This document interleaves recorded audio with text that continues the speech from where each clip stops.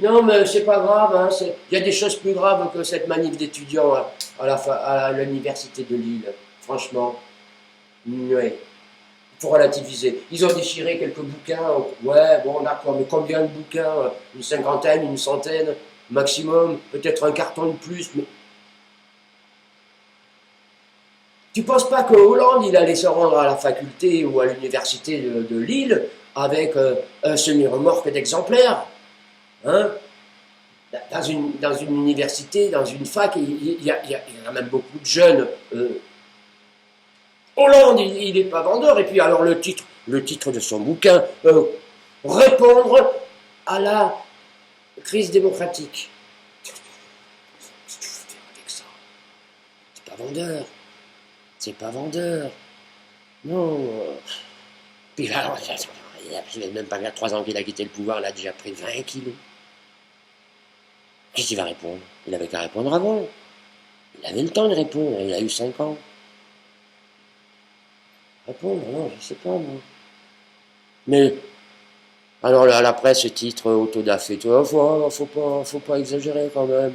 Autodafé. De toute façon, ces bouquins, ils auraient fini au pilon, parce que qui c'est qui les lit, ces bouquins? Qui c'est qui les lit, ces bouquins, franchement?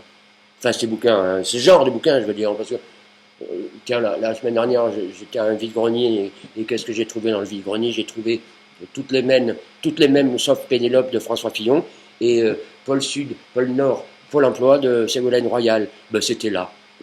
Personne ne les lit. Et alors donc, comprendre ou répondre à la crise démocratique, ça va se terminer là. Oui. Non, il aurait été malin, il aurait été plus malin, il aurait titré autrement, un truc plus accrocheur, je sais pas moi, mais virer un scooter. Ça aurait été un tout petit peu plus vendeur. Et puis le contenu aurait été sûrement différent. Comment il raconterait comment il, il trompait les services de sécurité, de ces services rapprochés de sécurité pour traverser Paris en scooter by night pour rejoindre Julie. Ça